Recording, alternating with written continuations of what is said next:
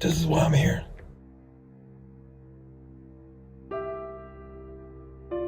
Doctors don't know.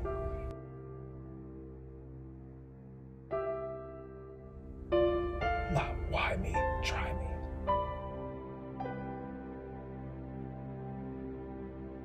After the surgery, surgeon, who was great, told my wife, there's a good chance he might not ever walk again. 9 days later, I was walking.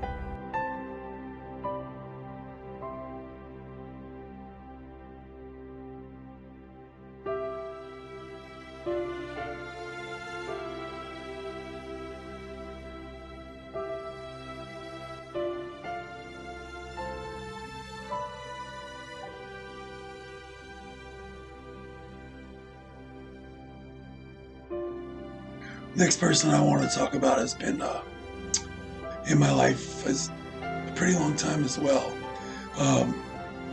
Then that's Gianna. And Gianna, who is not on social media or any of that stuff, has ever since high school we've been friends, and anytime, even if we went a long time without talking, she's the kind of person that you pick right up with that person as soon as you see them again or start talking to them again. And our friendship has just always been outstanding, and she's been there for me throughout this. And we'll just start off with something I thought was just amazing. Was on March of this year, I had a birthday, March 23rd, if you're all writing this down. Quit later. And when I had that birthday, it was my first birthday with cancer. And it was a little downing, like it was a downer. And said to myself, this year, when my birthday was coming up, this is going to suck, because you never know if it's going to be the last one with the kids. And, not that I was very negative in the beginning, and this is why I'm telling this story, is because the people and the things that I had to do to get this and this to where it's at now were this, everything we're talking about and filming. But yeah, Gianna was that person that was just kind of always there for me. And then my birthday comes and I start getting cards in the mail every day from random people. Happy birthday cards. I mean, just like random people. Names I don't even know who they are. And then some people I do know who they are. And I got I would say close to 100 cards within a 5-day period. And some of them had gift cards in there, cash, get well, happy birthday, everybody's praying for you. I'm like, what the? My wife is like, where are these coming from? I'm like, I don't know. And then finally, unselfishly, she tells me, yeah, I just got a bunch of coworkers, and they got coworkers, and they got friends, and they got family, and we told them about your story, and they just wanted to wish you a happy birthday and hope that they can bring joy on your birthday here. And I was just immediately tears to my eyes. First of all, who thinks about something like that? I wish I could think of stuff like that. It's just freaking awesome. Second, a lot of people in the world, even if you thought of it, you wouldn't do it. You might send a card, have a person or two, but to get it to continue to go on. And then it's hard enough for people to share something on Facebook, to press the share button. She got 100 people at minimum to write out a birthday card, mail it, send it to me. And some of those people gave me money in some form or way. That is amazing. These are the kind of things that started, then it was around March, where I started to get my head in the game like, dude, you got support. All right, let's talk about that. Let's go into there where you realize that moment, and you kind of maybe go back to the beginning of your lowest point, and then when these things started to happen, where were you at mentally, and then these things started to happen. Well, because you said your head wasn't in the game. Where was your head? Well, my head was. I just had surgery. Was told I wasn't going to walk ever again. I was walking, And he's like, and I really didn't have much use of my hands. I still don't. Just kind of one of my biggest issues. So yeah, so I'm at my lowest at this time because you're going from being able to, you guys saw some of the videos of me bench pressing a ton of weight, a shoulder pressing a ton of weight, shrugging a ton of weight, curling a ton of weight. I was a gym rat, as GSP would call me. I was a gym rat. You're a gym rat, so to speak. He probably never heard that before. Being Canadian from Montreal, he's like, what the hell are you? What is a gym rat? The rat is no good. There's rats in gyms and you like it? I don't understand. No food. And that's my GSP. That's how I sound like GSP. Anyway, so I'm a gym rat and I'm fighting the fight every day of a father and a worker and a husband and loving my life. And I go from my lowest form to feeling pins and needles from my neck down and not being able to feel my hands or control what they're doing. And that was depressing. Very depressing. Still have bouts. I wake up in the middle of the night and think this is a nightmare that I'm waking up from. I wake up and I'm like, oh my God, it wasn't real. I'm in my room, in my house in Webster, New York. No, I'm not. I'm just in a different rehab facility.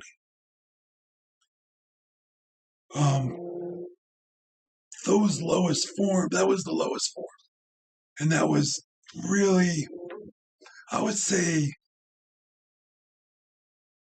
maybe a month after the operation, 3 weeks after the operation, I was just really bad with coming to the realization that this could be me forever. Because if the doctor's telling my wife he might ever walk again, their expectations might not have been that great. Even though that surgeon was outstanding and the job he did was phenomenal and he did everything he can to save everything he could and get rid of everything he could, there was still that doubt that I'd never walk again. So that shows you that maybe feeling my hands again is never going to happen. So, yes, what my lowest point was, it was around that. When you're in the hospital and you can't move, and you're thinking, how much of this am I going to get back? And then to get to my highest point was when I'm kicking fucking ass in rehab. And the rehab guy who was there for 20-something years rehabbing people, and he's says to me, in all my time here, I've seen some people with not your tumor because it's so rare, but with your spine surgery. I have never seen anybody do what you're doing so quick. And I'm not just saying that to motivate you. He goes, you're kicking ass, man. He goes, and you were working. And if I wasn't sweating and they were getting me a towel like Rocky and wiping it on my head and getting me water constantly and making sure I'm hydrated in my physical training, then I didn't work hard enough that day. That was my mentality. And if I woke up at 4 o'clock in the morning or 3 o'clock in the morning, randomly thinking I wasn't where I was doing 400 to 1,000 leg lifts in my bed, getting my leg up as much as I can. I would look at a spot on the wall somewhere or a TV or something, and I would say, that's where my toes got hit. And I would start lifting my leg, lifting my leg, lifting my leg. And I would do it 400 times in sets of 25, 50, whatever I can do at the time. I got up to like thousands. That was a high form motivation. But then to get home and then have Gianna do what she did around March and be able to open those cards, and not only were tears coming in my eyes that these people would do what they did, but that she went out of her way to do it and think of it, but just to read the things that the people said. They didn't even know if I was going to even enjoy this. And they wrote how they are seriously praying for me and that they are not going to stop until they hear that I beat this or that I am better, whatever we want to call it. And not just me, they wrote like how, we heard that you have young kids and we're going to keep them in our prayers, and your wife, that they stay strong throughout this and blah, blah, blah. So, to those people, thank you for uplifting me. So hopefully they see this, or, Gianna passes the word, but definitely see it and subscribe, because that'd be cool. So, well, when you talk about Gianna, when you guys met in high school, how did you guys ever date? You guys just good friendship? We had, I'm not even going to call it dating, because it was two friends, whatever. Yeah, I met her and I'm like, oh, she's pretty. Everybody hangs out together. This guy's dating this one. This guy's dating this girl. Those are my friends. And I want to date her. Brian's dating this one, and this one's dating this one. And I'm like, oh, she's not dating anybody. Like, that'd be cool. And I did like her. Like, it wasn't like I didn't like her, but I liked her so much that I couldn't even kiss the girl in high school. Like, I didn't want to ruin our friendship, because every girl I dated prior to that, I didn't have a friendship with. So it was like, I don't want to date this girl. I want to be her best friend. And that's what we pretty much became.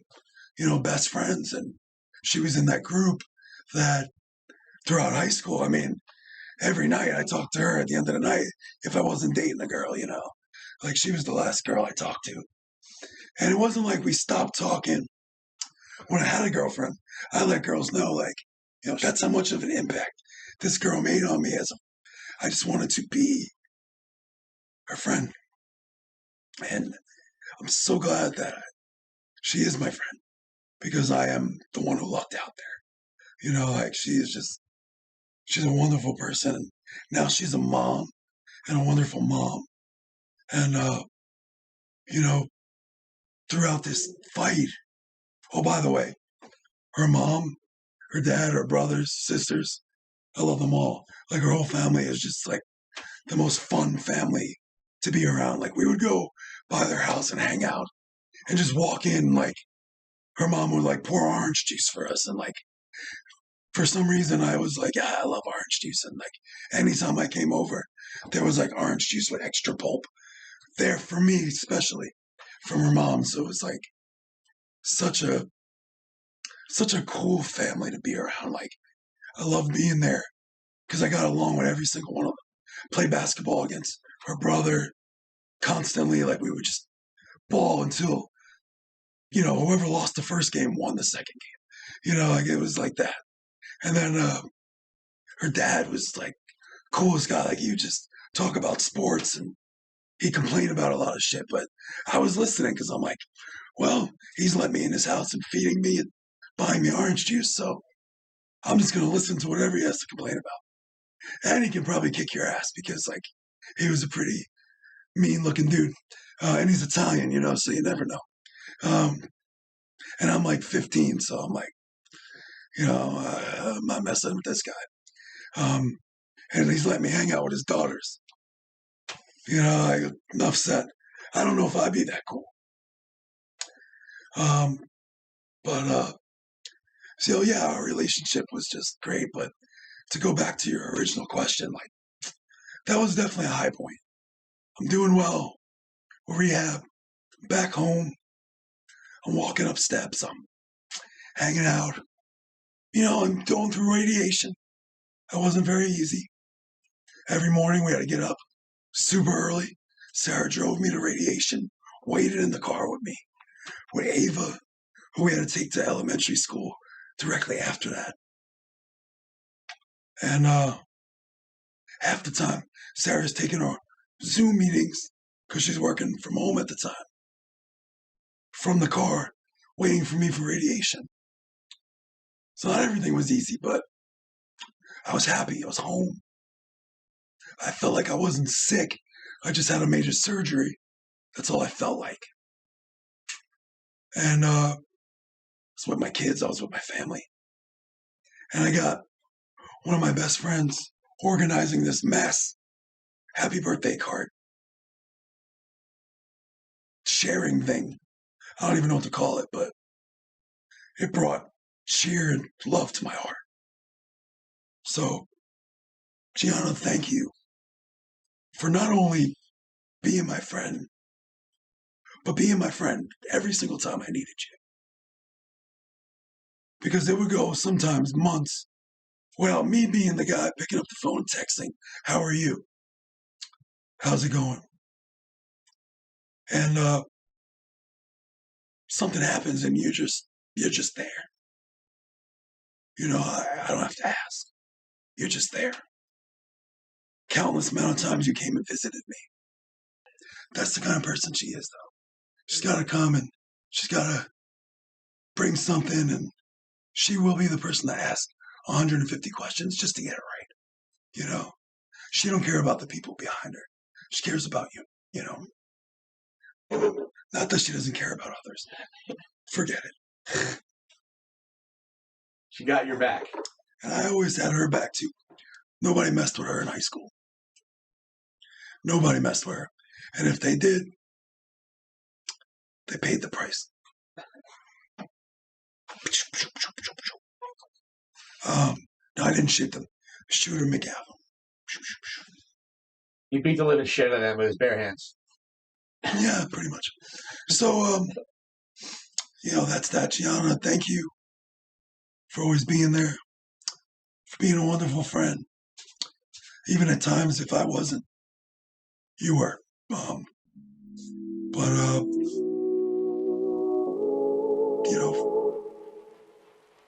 I love you, and thanks.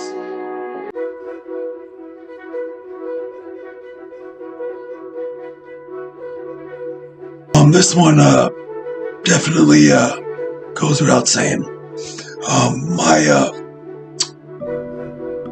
Other than my own brother,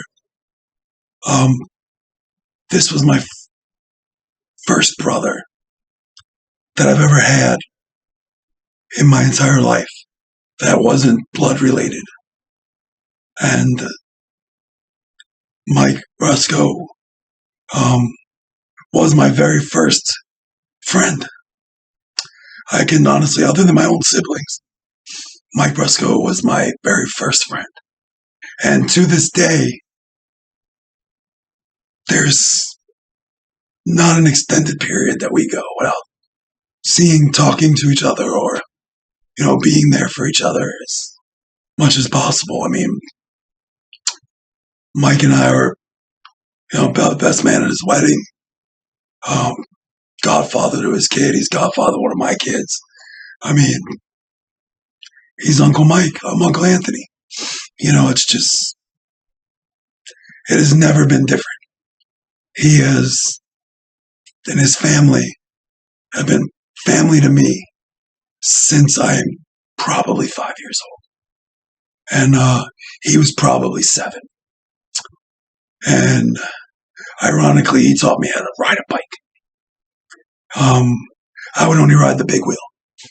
And he's like, dude, we gotta ride a bike. Like, you're like 9 miles behind me and you're riding a big wheel.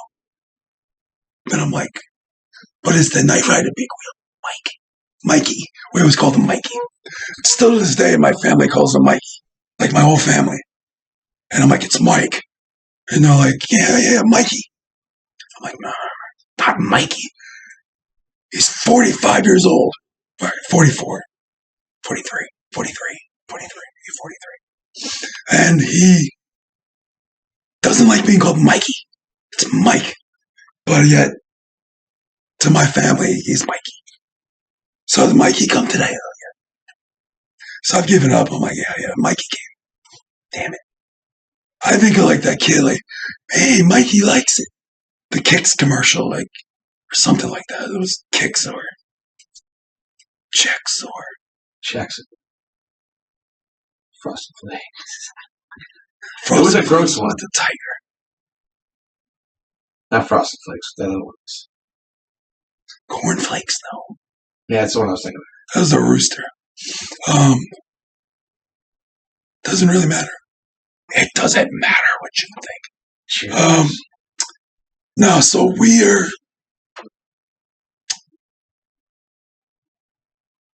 the kind of friends that just, you stay friends for eternity. And not just friends, but like brothers, family. You know, and Mike, you know, you have just been that kind of person that sometimes the first person I call when something goes wrong or even good news, because you're one of my brothers, and the amount of support I've gotten through this, and I know you text me the other day how hard it is sometimes, and you know everything that you went through with your own, your cousin Andrew, who is another one of your best friends and brothers, who passed away recently from cancer at a very young age. You just went through that. And then, poof, now I have it. And, you know, it's like, fuck. I can only imagine what you're going through. And I know I'm the one that's in the bed, and I'm the one, everybody's like, oh, don't worry about me. Look what you're going through. Well, you know what? I think about what you're going through, too. I put myself in your shoes. Because it would suck. Losing one best friend and then having to deal with what I'm going through now. It's like, it sucks. And you didn't lose your mom not too long ago, who was like a second mom to me. And, you know, we went on family vacations. Well, Mikey had to come with us. If you went on family vacations, Anthony had to come. You know, like, it was like, it's just what happened. You know, we went to the movies, like, I think I ate over your house more days during the week than I ate at my own house. Or my grandma's house, who lived directly across the street from you. That, you know, we have been through being friends that long. You're talking close to 30 years now. A strong friendship. Not just like, hey, I know that guy, like, I know him for 30 years ago. No. Like, a strong friendship that you only build through trusting each other and loving each other. And that's, I can't even remember if we've ever even had an argument in 30 years of friendship, other than when we were like really young. I don't even think we were friends yet. Like, but I know my sister was chasing you with a broom, something like that. But yeah, it was like, I don't even think we've had that disagreement where it was like it turned into like a fight in 30 years, you know, friendship. It was just, we get along that well. And if it was something stupid, we'd be able to immediately squash it. But the amount of stories we have is so much that I've forgotten more than I remember. And that's wild to think of. That's definitely a true statement too. But yeah, Mike, I mean, there's not much I can't say about you as a brother, as a friend, that most people who know you don't already know. You're just a genuinely great person, and I got to witness you become a dad. And like, you know, become a really good dad, man. Like, you and your wife do an awesome job. All the hard work and the hours you guys put in, having to parent as well and be able to do the things that you guys are doing. As hard as it is, because I've been there when they're that young. You guys are just doing a wonderful job, and I got to witness you becoming a parent, and not once but twice now. And, you know, these beautiful kids, and the fact that I became godfather to your firstborn is just awesome. You know, and I just can't thank you and Rita enough for, giving me that honor. But you're another one of those families that, took me in as one of theirs. Your two sisters and your dad and mom always treated me just fantastic. And I can't thank you enough for always being there for me for almost 30 years. So I love you, man, and to eternity. Because I know that, you're going to be right by my side up in heaven when it's our time. We're going to be hanging out up there too, because blood brothers for life, bud. You know it.